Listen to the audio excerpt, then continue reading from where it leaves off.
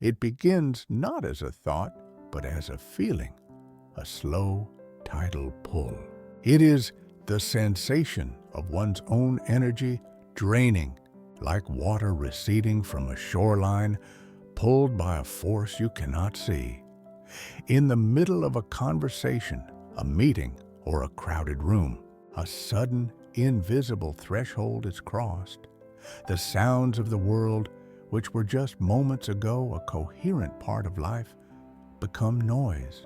The voices of others, the expectation to respond, the simple act of performing self, begins to feel impossibly heavy.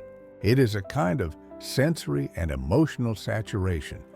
Every word taken in is one word too many. Every new glance feels like an intrusion. This is not a failure of character. It is not coldness or arrogance or a lack of care. It is a profound biological need. We often confuse this craving for solitude with simple introversion.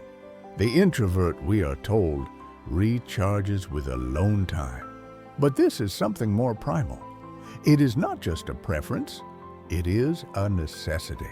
It is the spiritual equivalent of the need for oxygen. For the person who craves solitude, the world is a place of constant low-level static.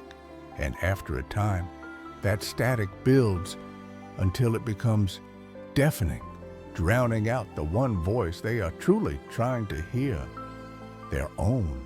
This pull is a form of self-preservation. It is the nervous system sending a clear, undeniable signal.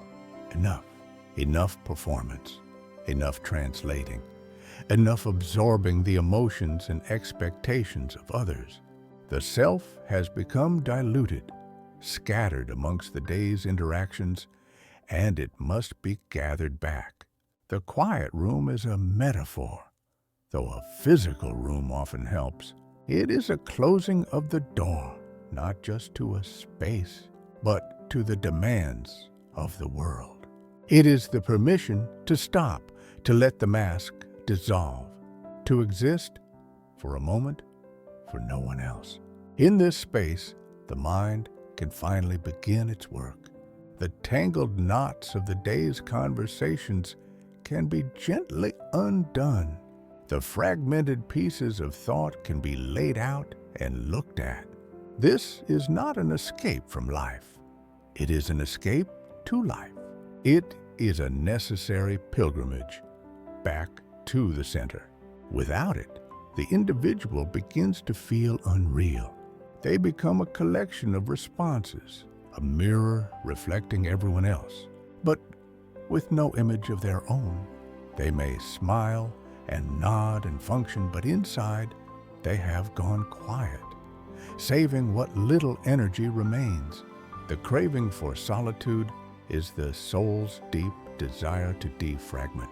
It is the search for a signal that is clear, authentic, and whole.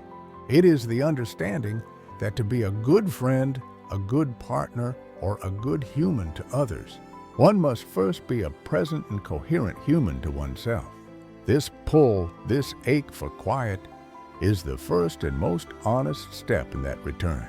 It is the deep, restorative breath after holding it for far too long.